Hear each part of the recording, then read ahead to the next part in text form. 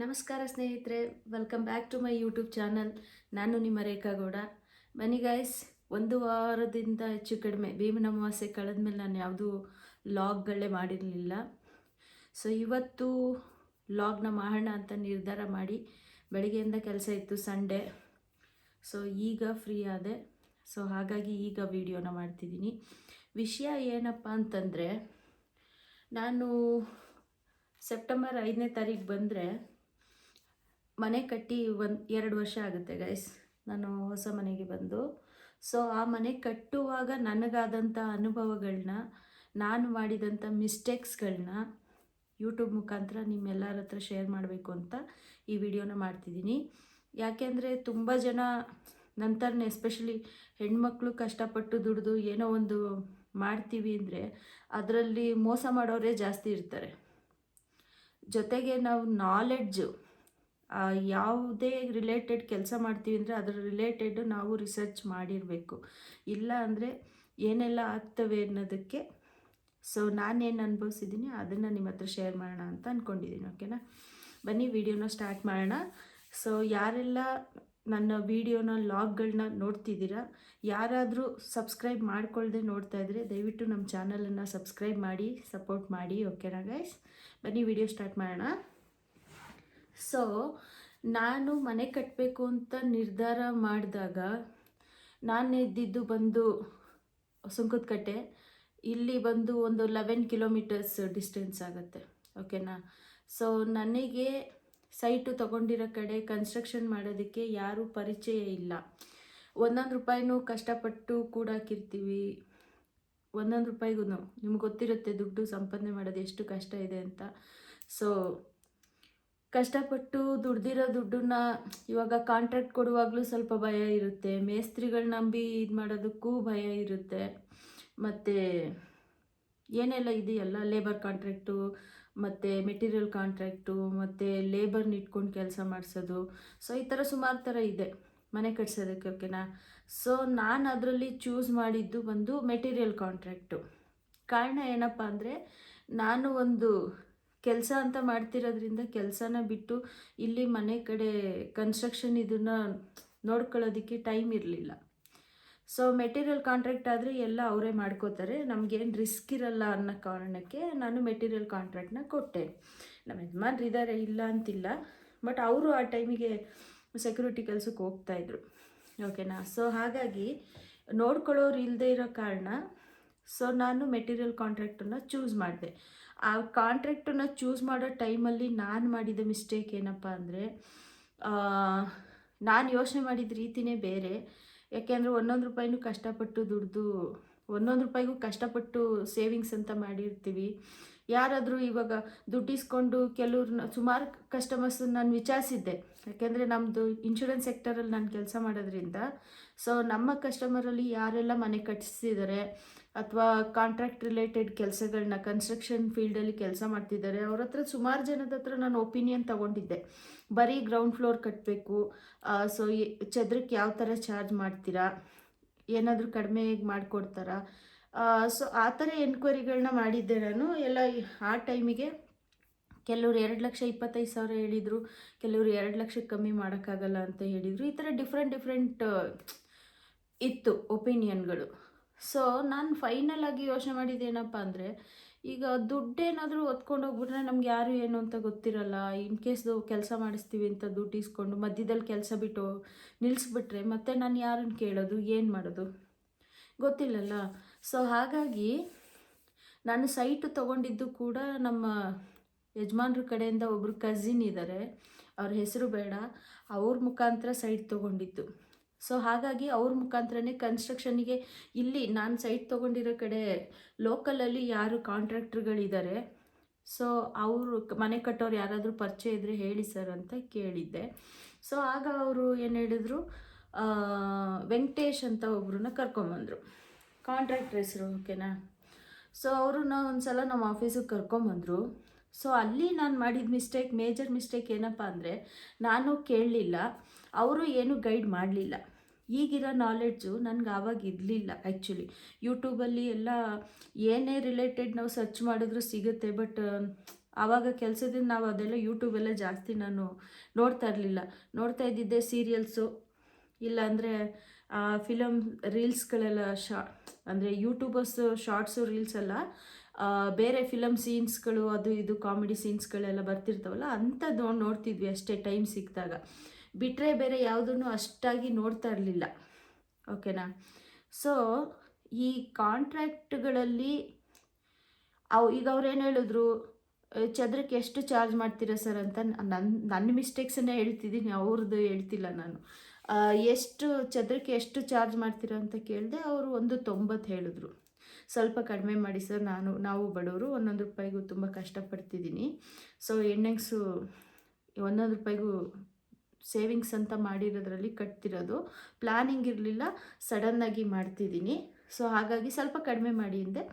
So ಅವ್ರೇನು ಹೇಳಿದ್ರು, ಇಲ್ಲ ಮೇಡಮ್ ಅದೇನಾಗುತ್ತೆ, ನೀವು ಕಡಿಮೆ ಮಾಡಿದಷ್ಟು ಮೆಟೀರಿಯಲ್ಸಲ್ಲಿ ನಿಮ್ಗೆ ಇದಾಗ್ಬಿಡುತ್ತೆ. ಫೈನಲ್ಲಾಗಿ 1,80,000 ಥರ ಮಾತುಕತೆ ಆಯಿತು. ಬಟ್ ಆವಾಗ ಅವರು ಹೇಳಬೇಕಿತ್ತು ಅಥವಾ ಹೇಳ್ಬೋದಿತ್ತು ಅಥವಾ ನಾನೇ ಕೇಳಬೇಕಿತ್ತು, ನನಗೆ ಗೊತ್ತಿರಲಿಲ್ಲ, ನಾನು ಕೇಳಲಿಲ್ಲ. ನಮ್ಮ ರಿಲೇಷನ್ ಕರ್ಕೊಂಬಂದಿದ್ದರಿಂದ ನಾನು ಅವ್ರನ್ನ ಬ್ಲೈಂಡಾಗಿ ನಂಬಿದ್ದೆ.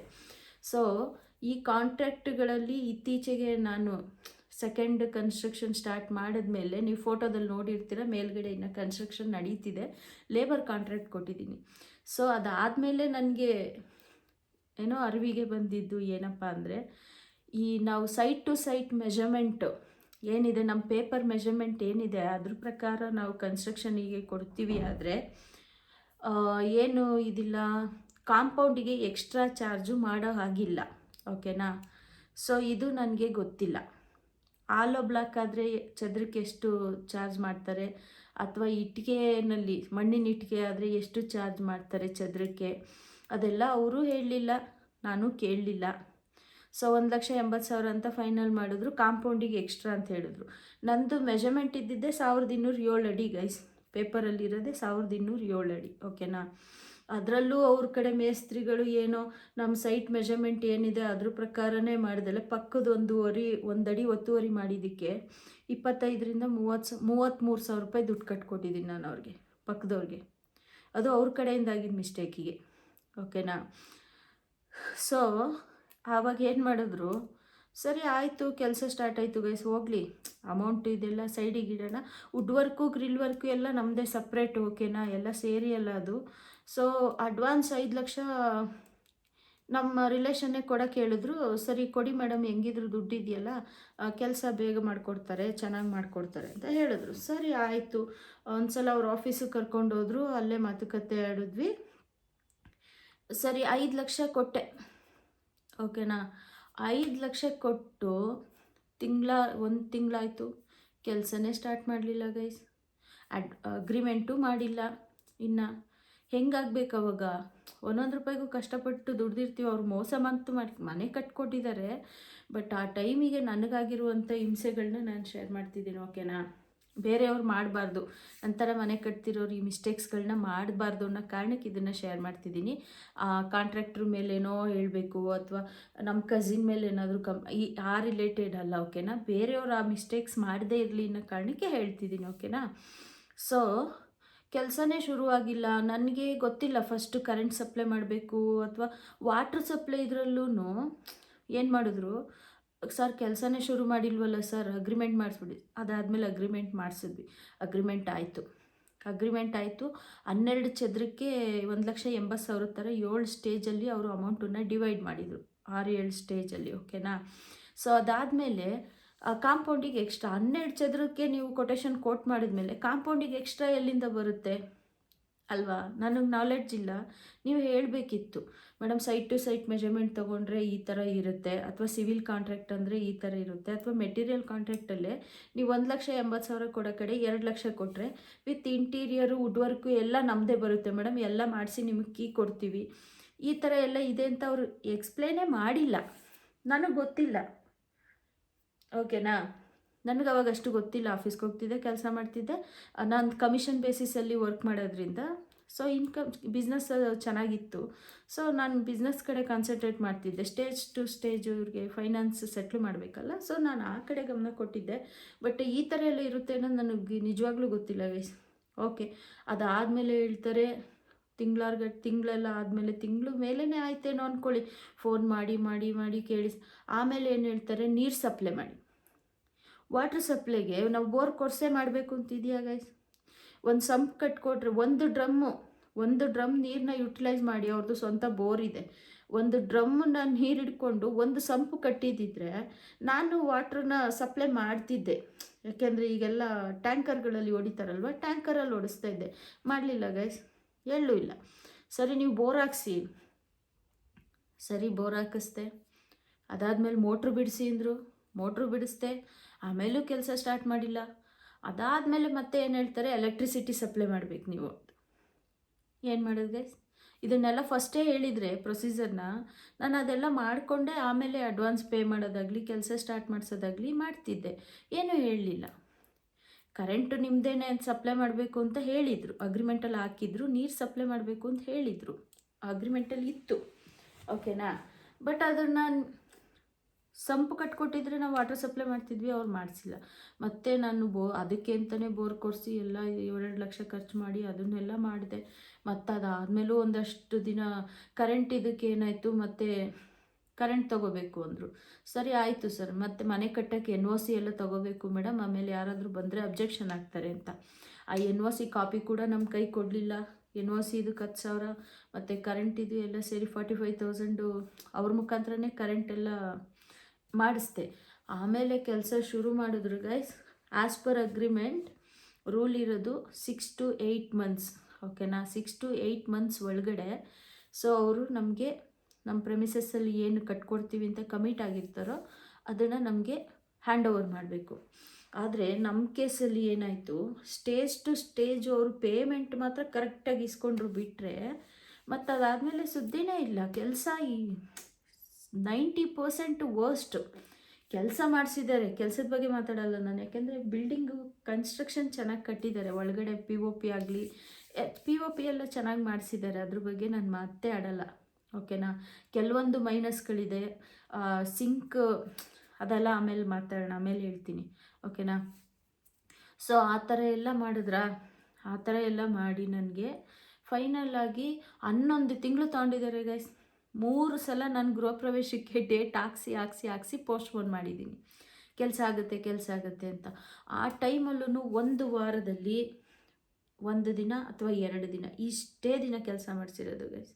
ಸುಂಕದಕಟ್ಟೆಯಿಂದ ಇಲ್ಲಿಂದ ಅಲ್ಲಿ ಮತ್ತು ಆಫೀಸು ಎಷ್ಟು ಒದ್ದಾಡಿದ್ದೀನಿ ಅಂದರೆ ಆ ಟೈಮಲ್ಲಿ ಹೋಗ್ಲಿ ಕೆಲಸ ನಡೀತಾ ಇಲ್ಲ ಪ್ರೆಮಿಸಸ್ಸಲ್ಲಿ ಅಂದರೆ ಅವ್ರ ರೆಸ್ಪಾನ್ಸಿಬಿಲಿಟಿ ಇನ್ಫಾರ್ಮ್ ಮಾಡಬೇಕು ಓನರಿಗೆ, ಇವತ್ತು ಕೆಲಸ ನಡೀತಾ ಇಲ್ಲ ಸರ್. ಯಾಕೆಂದರೆ ಕ್ಯೂರಿಂಗು ನಮಗೆ ವಹಿಸ್ಬಿಟ್ಟಿದ್ರು, ಕಾಂಟ್ರಾಕ್ಟ್ ಕೊಟ್ಟಿದ್ರು.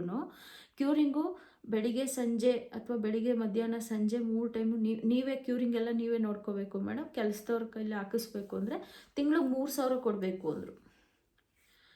ಮನೆ ಕಟ್ಸೋಕ್ಕೆ ಕಷ್ಟ ಗೈಸ್. ನಂದು ಬೇರೆ ರೆವಿನ್ಯೂ ಸೈಟು ತೊಗೊಂಡಿದ್ದು.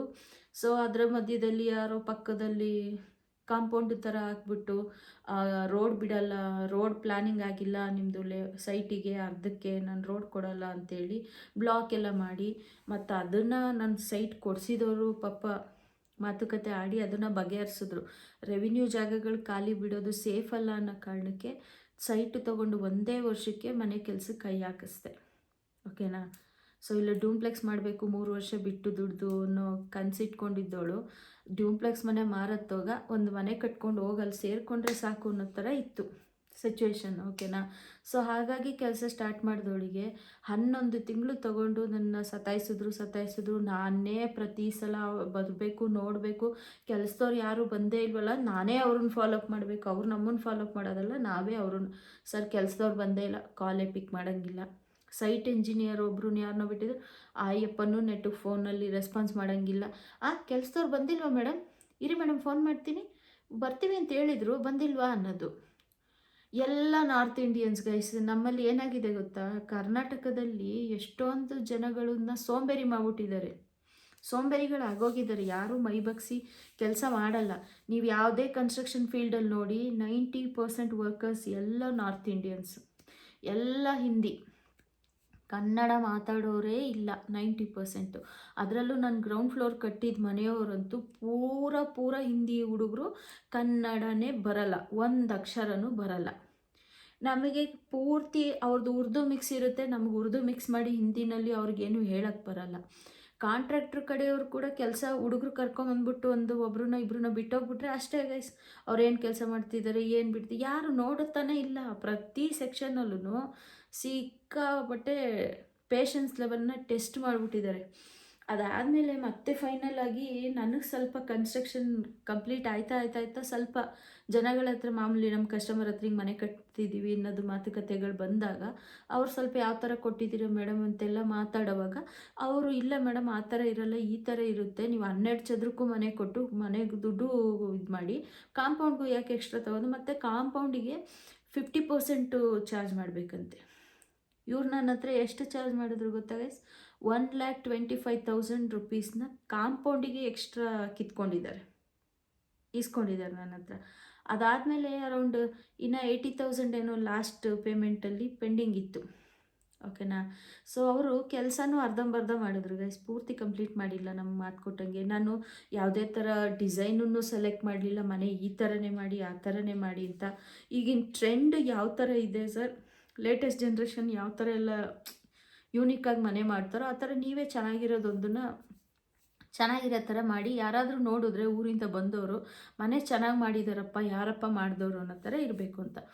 ಔಟ್ಸೈಡಿಂದ ನಮ್ಮ ಮನೇನ ನೋಡಿದ್ರೆ ಗೈಸ್ ಒಳ್ಳೆ ಹಳೇ ಮನೆ ಥರ ಅನಿಸುತ್ತೆ, ಯಾರಿಗೂ ಹೊಸ ಮನೆ ಅಂತಲೇ ಅನಿಸಲ್ಲ.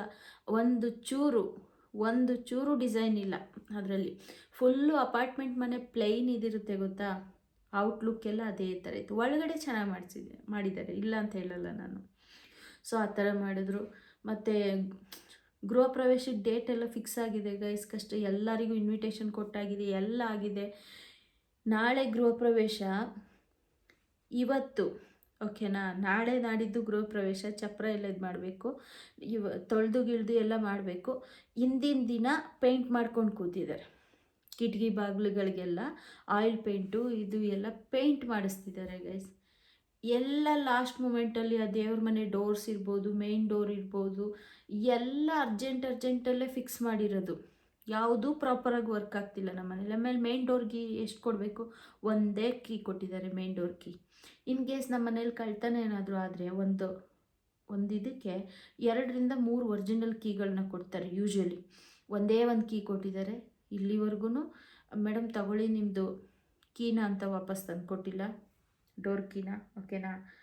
ಸೊ ಅದಾದಮೇಲೆ ಸಿಂಕ್ ಹಾಕಿದ್ದಾರೆ, ಅಡುಗೆ ಮನೇಲಿ ಸಿಂಕ್ ಏನು ಹಾಕಿದ್ದಾರೆ, ಹಾಕಿದ ದಿನದಿಂದನೂ ಲೀಕೇಜ್ ಆಗಿ ಫುಲ್ಲು ವರ್ಸ್ಟ್ ಆಗಿದೆ ಕೆಳಗಡೆ.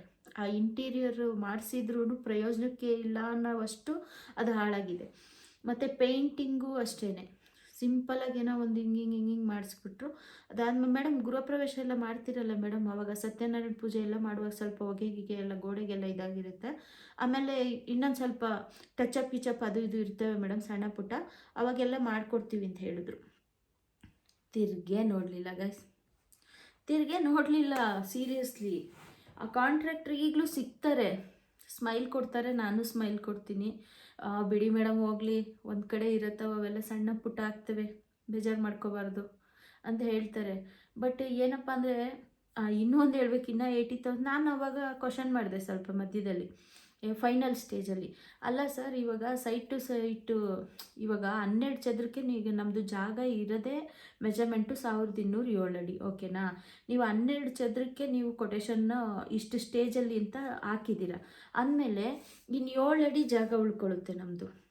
ಓಕೆ, ಅದಕ್ಕೆ ನೀವು ಕಾಂಪೌಂಡಿಗೆ ಎಕ್ಸ್ಟ್ರಾ 1,25,000 ತೊಗೊಂಡ್ರೆ ಮತ್ತು ಅದು ಯಾವ ಲೆಕ್ಕ, ಯಾವ ಕಡೆಯಿಂದ ಅದು ಮೆಜರ್ಮೆಂಟ್ ಸಿಗುತ್ತೆ ನಿಮಗೆ ಅಂತ. ನೀವೊಂದು ಕೆಲಸ ಮಾಡಿ, ಬಿಲ್ಡಿಂಗನ್ನು ಅಳತೆ ಮಾಡಿಸಿ, ಬಿಲ್ಡಿಂಗನ್ನು ಮೆಜರ್ಮೆಂಟ್ ಮಾಡಿ, ಕನ್ಸ್ಟ್ರಕ್ಷನ್ ಬಿಲ್ಡಿಂಗ್ ಏನು ಮೆಜರ್ಮೆಂಟ್ ಬರುತ್ತೋ ಅದನ್ನು ನೀವು ಇದರಲ್ಲಿ ತೊಗೊಳ್ಳಿ, ಏನು 12 ಚದರ ಅಂತ ಮಾಡಿದ್ದೀರೋ ಅದರಲ್ಲಿ ತೊಗೊಳ್ಳಿ. ಕಾಂಪೌಂಡಿಗೆ ಇದು ಮಾಡಿ 1,00,000 ಮಾಡ್ಕೊಳ್ಳಿ ಸರ್ ಅಂದರೆ, ನಮ್ಮದು ಬ್ಯಾಕ್ ಸೈಡಲ್ಲಿ ಪಕ್ಕದವರು ಕಾಂಪೌಂಡ್ ಹಾಕ್ಬಿಟ್ಟಿದ್ದಾರೆ, ಆ ಸೈಡ್ ರಫ್ಫೂ ಇಲ್ಲ. ಆಮೇಲೆ ಡೆಪ್ತಲ್ಲೂ ಅವರು ಇದನ್ನು ತೆಗೆದಿಲ್ಲ, ಆಳ ತೆಗೆದಿಲ್ಲ. ಓಕೆನಾ? ಅದಕ್ಕೆ ಕ್ಯೂರಿಂಗ್ ಮಾಡೋಕ್ಕೂ ಬಿಟ್ಟಿಲ್ಲ, ಏನೂ ಇಲ್ಲ, ಎಲ್ಲ ಕ್ರ್ಯಾಕ್ ಆಗಿದೆ. ಓಕೆನಾ? ಆ ಥರ ಮಾಡಿದ್ದಾರೆ ಕಾಂಪೌಂಡನ್ನು. ಸೊ ಏನೂ ಅಷ್ಟು ಸ್ಯಾಟಿಸ್ಫೈ ಅನ್ನೋ ಥರ ಏನೂ ಇಲ್ಲ ಗೈಸ್. ಒಟ್ಟು ಮನೆ ಚೆನ್ನಾಗಿದೆ, ಒಳಗಡೆ ಚೆನ್ನಾಗಿದೆ, ಇನ್ನರ್ ಲುಕ್ ಚೆನ್ನಾಗಿದೆ. ಬಟ್ ಔಟರ್ ಕಾಂಪೌಂಡ್ ಇದೆಲ್ಲ ನೋಡಿದ್ರೆ ಏನೇನೂ ಇಲ್ಲ. ಮತ್ತು ಬಟ್ಟೆ ಒಗೆಯೋ ಕಲ್ಲು ಹಾಕ್ಕೊಡ್ಬೇಕು ಅಂತ ಫಸ್ಟೇ ಮಾತಾಡಿದ್ದೆ, ಮೇಲ್ಗಡೆ ಎಲ್ಲ ಅದು ಹಾಕ್ಕೊಡ್ಲಿಲ್ಲ. ಮತ್ತು ಫ್ರಂಟ್ ಇದರಲ್ಲಿ ಇದೆಯಲ್ಲ ಅದನ್ನು ನಾನು ಸ್ವಲ್ಪ ಇದು ಹೇಳಿದ್ದೆ, ಮಳೆ ನೀರು ಅವ್ರು ಏನು ಮಾಡಿದ್ದಾರೆ, ಪಕ್ಕದಲ್ಲಿ ಸ್ವಲ್ಪ ನಮ್ಮ ಜಾಗ ಏನಿದೆ ಅದಕ್ಕೆ ಕಟ್ಟೋದು ಬಿಟ್ಬಿಟ್ಟು ಪಕ್ಕದ ಅಡಿ ಒತ್ತುವರಿ ಮಾಡಿದ್ರಲ್ಲ, ಅಲ್ಲಿಂದ ಗ್ಯಾಪ್ ಏನು ಬರುತ್ತೆ ಕಾಂಪೌಂಡ್ ಇದಕ್ಕೆ ಅಡ್ಜಸ್ಟ್ ಮಾಡಿದ್ರು. ಗ್ಯಾಪೇ ಇಲ್ಲ, ಫುಲ್ ಫಿಲ್ ಮಾಡಿಬಿಟ್ರು. ಅದೇನಾಗುತ್ತೆ, ಮಳೆ ನೀರು ಬಿದ್ದಾಗೆಲ್ಲ ಒಳಗಡೆ ಇಳಿಯುತ್ತೆ, ಆ ಥರ ಮಾಡಿದ್ದಾರೆ. ನಾನೇನು ಹೇಳಿದ್ದೆ, ಅದನ್ನು ಫುಲ್ ಹಿಂಗೆ ಕಟ್ಬಿಡಿ, ಮತ್ತು ಅಲ್ಲಿಂದ ಹೊರ್ಗಡೆ ಪೈಪ್ ಬಿಡಿ ಮೋರಿಗೆ ಹೋಗೋ ಥರ ಅಂತ. ಅದನ್ನೂ ಮಾಡಲಿಲ್ಲ. ಮತ್ತು ಈ ಫ್ರಂಟು ನಮ್ಮದು ಏನೋ ಇದೆಲ್ಲ ಗ್ರಿಲ್ಲೆಲ್ಲ ಮಾಡಿಸಿದ್ದೀನಿ ಗೊತ್ತಾ ಗೈಸ್. ನಮ್ಮ ಮನೆಯೆಲ್ಲ ನೋಡಿದರೆ ಗೊತ್ತಾಗುತ್ತೆ ನೀವು. ಇನ್ನೊಂದು ಸಲ ಯಾವಾಗಾದರೂ ಮನೆ ತೋರಿಸ್ದಾಗ ತೋರಿಸ್ತೀನಿ, ಓಕೆನಾ. ಅದು ಫುಲ್ಲು 8 ಅಡಿ ಇದನ್ನು ಹಾಗೆ ಖಾಲಿ ಬಿಟ್ಬಿಟ್ಟಿದ್ದಾರೆ. ಅದಕ್ಕೆ ನಾನು ಗ್ರಿಲ್ಲಲ್ಲಿ ಕವರ್ ಮಾಡಿಸ್ಕೊಂಡಿದ್ದೀನಿ, ಅದು ಬೇರೆ. ನಾನು ಅಷ್ಟು ಓಪನ್ ಬಿಡೋದು ಬೇಡ, ಸ್ವಲ್ಪ ಏನಾದರೂ ಯೂನಿಕಾಗಿ ಅದರಲ್ಲಿ ಸ್ವಲ್ಪ ಇದು ಮಾಡಿ.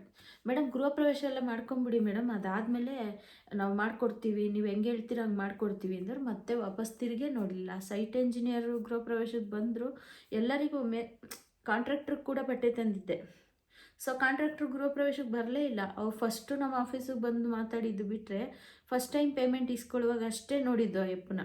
ಅದಾದಮೇಲೆಲ್ಲ ಸೈಟ್ ಇಂಜಿನಿಯರು ಅವರಿರೋ ಜಾಗಕ್ಕೆ ನಾನು ಹೋಗಿ ಕೊಟ್ಟಿದ್ದೀನಿ ಪೆಟ್ರೋಲ್ ಬಂಕ್ ಹತ್ರ, ಓಕೆನಾ. ಅವ್ರು ನಮ್ಮ ಪೇಮೆಂಟಲ್ಲಿ ಅಷ್ಟು ಸಿನ್ಸಿಯರಾಗಿ ಅವ್ರಿಗೆ ಪೇಮೆಂಟ್ ಮಾಡಿದ್ದೀನಿ, ಒಂದು ದಿನ ಆ ಕಡೆ ಈ ಕಡೆ ಮಾಡಿಲ್ಲ. ಅವ್ರ ಟೈಮ್ ಯಾವ ಸ್ಟೇಜಿಗೆ ಕೇಳ್ತಾರೋ. ಕಾಂಟ್ರಾಕ್ಟಲ್ಲಿ ಏನು ಗೊತ್ತಾ ಗೈಸ್, ನಮ್ಮ ದುಡ್ಡು ಇಸ್ಕೊಂಡು ನಮಗೆ ಕೆಲಸ ಮಾಡ್ತಾರೆ, ಅದರಲ್ಲಿ ಅವ್ರು ಲಾಭ ಮಾಡ್ತಾರೆ, ಓಕೆನಾ.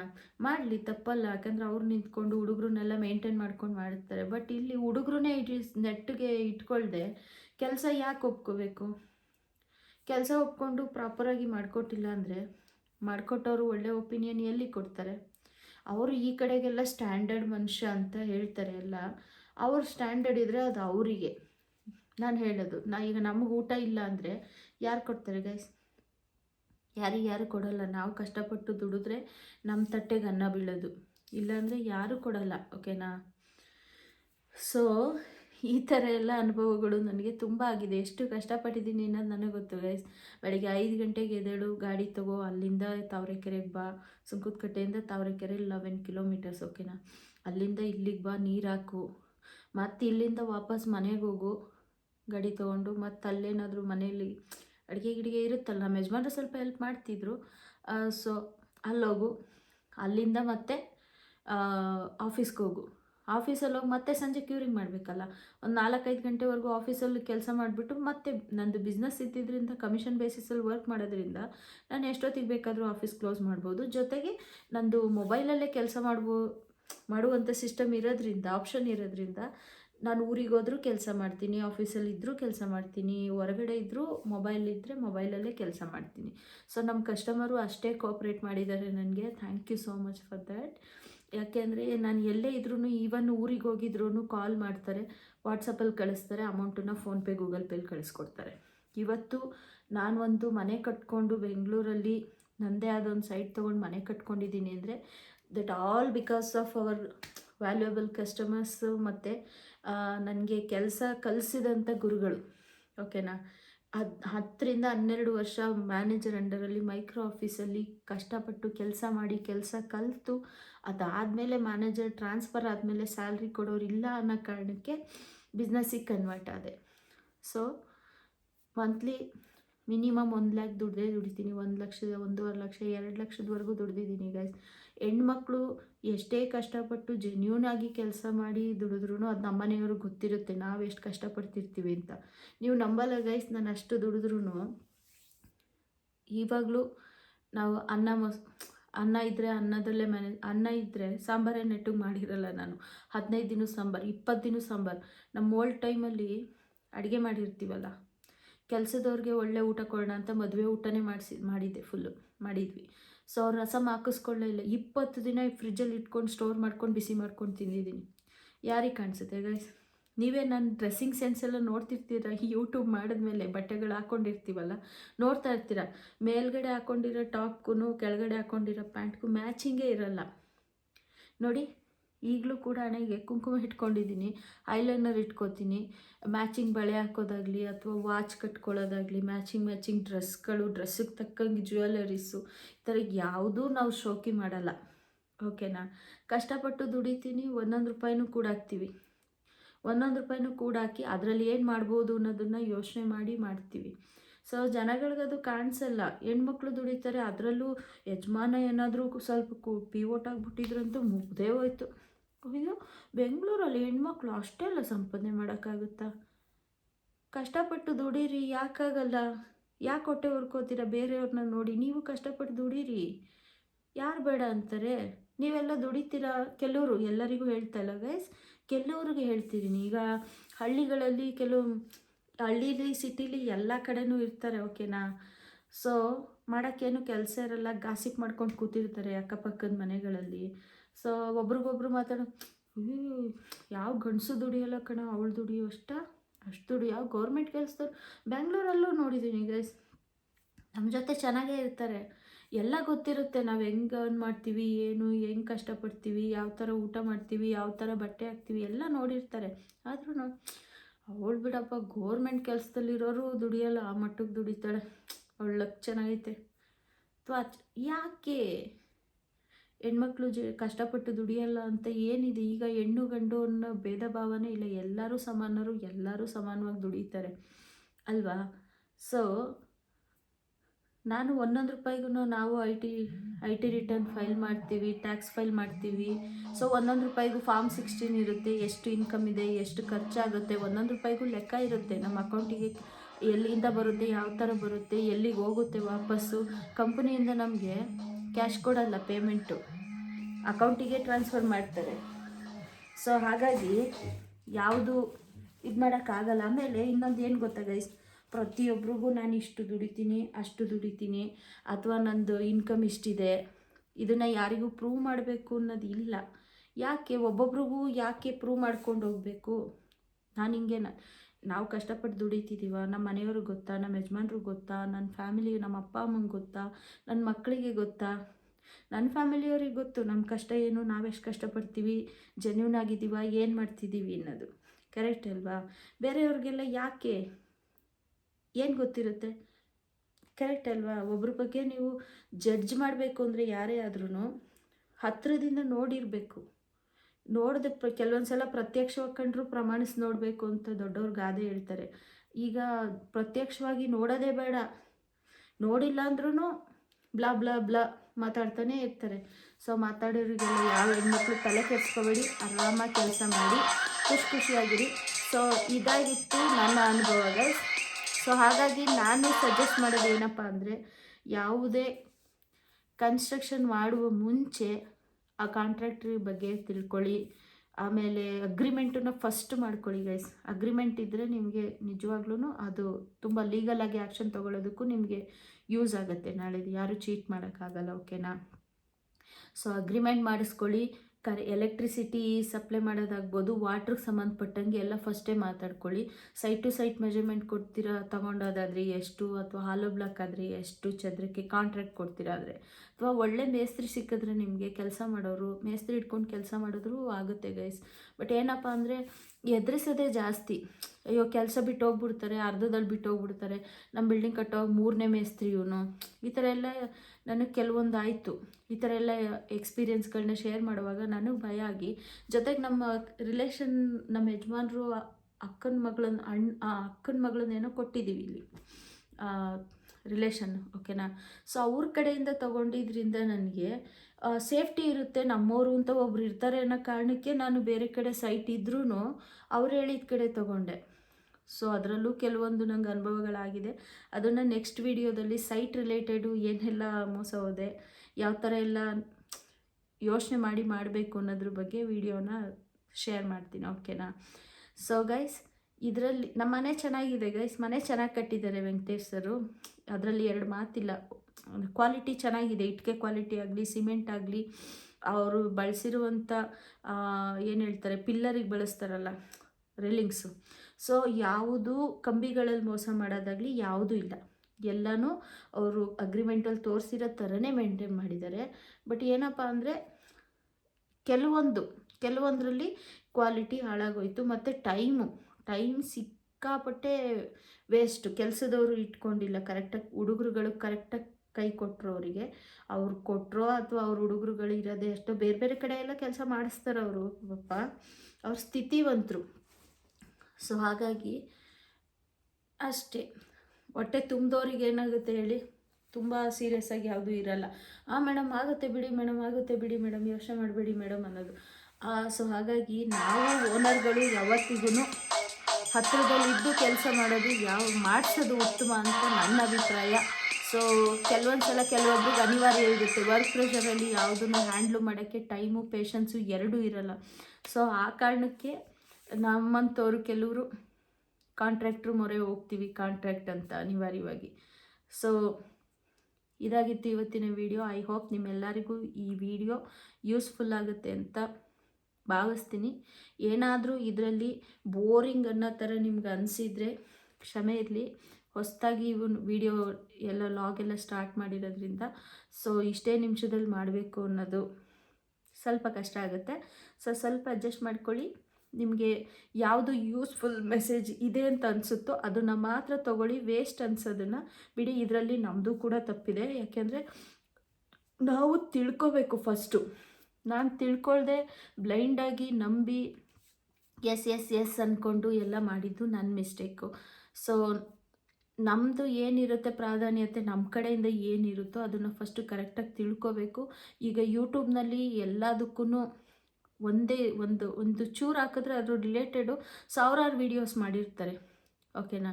ಸೊ ಏನೇ ಕೆಲಸ ಮಾಡೋಕ್ಕೆ ಮುಂಚೆ ಯೂಟ್ಯೂಬಲ್ಲಾಗಲಿ ಅದಕ್ಕೆ ಸಂಬಂಧಪಟ್ಟ ಎಲ್ಲಾದರೂ ಎನ್ಕ್ವೈರಿ ಮಾಡಬೇಕು ಅನ್ನೋ ಥರ ಇದ್ದರೆ ಅದನ್ನು ಫಸ್ಟ್ ಎನ್ಕ್ವೈರಿ ಮಾಡಿಕೊಂಡು ಅದ್ರ ಬಗ್ಗೆ ನೀವು ನಾಲೆಡ್ಜ್ ತೊಗೊಂಡು ಆಮೇಲೆ ಮುಂದುವರಿಯಿರಿ, ಓಕೆನಾ. Thank you so much all of you. Good night, take care, bye. ಶುಭರಾತ್ರಿ ಎಲ್ಲ.